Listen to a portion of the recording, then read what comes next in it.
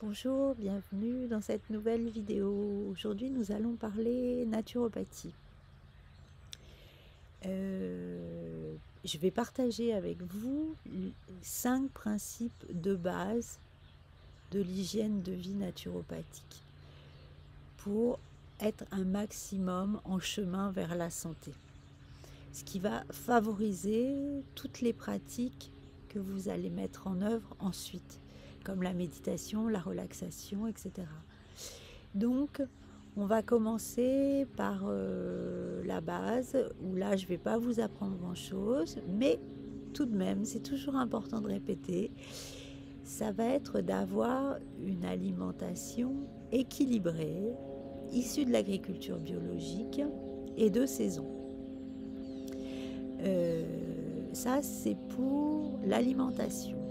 Ensuite, il va y avoir l'eau que vous allez boire, qui va devoir être de source osmosée ou filtrée. Évitez l'eau du robinet, qui va vraiment qui est potable, mais qui n'est vraiment pas très bonne pour l'organisme. Elle est pleine de chimie. Donc vraiment, évitez l'eau du robinet. Et l'eau minérale, souvent trop minéralisée, et aussi souvent dans des emballages plastiques, donc avec des résidus de nanoparticules et qui ne sont pas du tout une formule écologique. Et il va y avoir aussi l'air que vous allez respirer. En effet, plus vous allez respirer un air pur et plus vos cellules vont produire d'énergie. Donc, d'où l'importance de respirer à l'extérieur. Si vous êtes citadin, allez respirer dans un parc, en bordure de ville. Souvent, il y a des forêts, des bois. Prenez le temps de vraiment de respirer régulièrement, en conscience, longuement, profondément, enfin de mettre une attention particulière à votre respiration. Ça va être le premier point. Le second point, ça va être vos éliminations. Parce que bien entendu, vous vous nourrissez, mais aussi il faut éliminer correctement. Donc les éliminations, ce sont vos selles. Il faut au moins aller à la selle une fois par jour. Vos urines qui doivent être de bonne qualité et la transpiration. Il faut transpirer. Donc la façon la plus facile de transpirer, c'est avec l'exercice physique qui va stimuler la transpiration et ainsi favoriser l'évacuation des toxines. Et l'exercice physique va aussi avoir différents effets bénéfiques pour votre santé, comme favoriser la circulation sanguine, excusez-moi, maintenir votre musculature et favoriser aussi l'élimination et les échanges énergétiques. Donc vraiment, l'exercice physique, très important. La troisième chose, ça va être votre sommeil.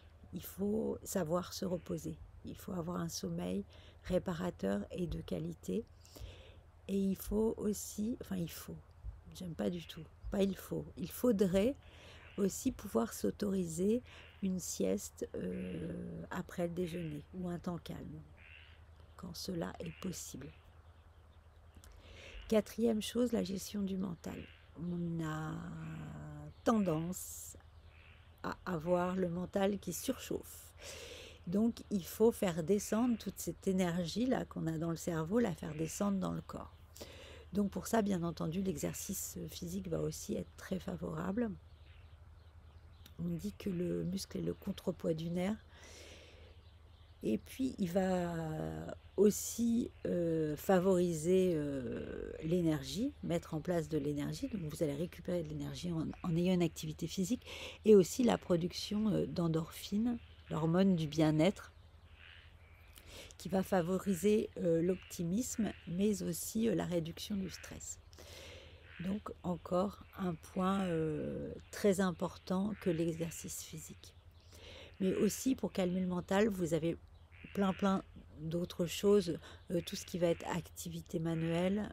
Dès que l'énergie redescend dans le corps. En fait, toute activité que vous pouvez faire en faisant redescendre l'énergie dans le corps sera favorable pour la gestion du stress. Mais pas seulement gérer le mental, c'est pas que la gestion du stress, c'est aussi pouvoir débrancher avec son cerveau. Donc la relaxation, la méditation, les respirations conscientes, tout cela va être bénéfique. Et dernier point, se recharger en énergie vitale. Donc vraiment aller au contact de la nature, sortir, aller marcher dans les bois, en forêt, se mettre au contact des arbres, prendre des bains de mer, de rivière,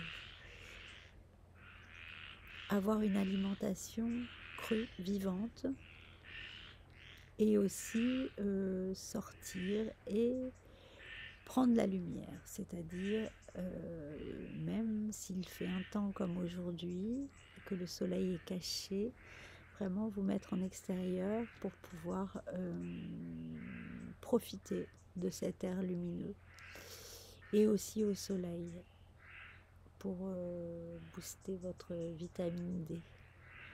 Donc on dit qu'il est nécessaire de passer minimum entre 20 et 30 minutes par jour à la lumière. Donc voilà pour le dernier point. N'hésitez pas à me dire si vous voulez qu'on revienne sur un de ces sujets ou d'autres d'ailleurs. Je pense qu'on les abordera un peu plus en profondeur. Je tenais aussi à vous dire que aujourd'hui, vu la période que l'on traverse, il est vraiment très important d'avoir une hygiène de vie saine. Ça va vraiment favoriser votre système immunitaire. Donc n'hésitez pas à me faire vos commentaires, à me proposer des sujets. Je vous souhaite une bonne journée. Je vous remercie pour votre attention.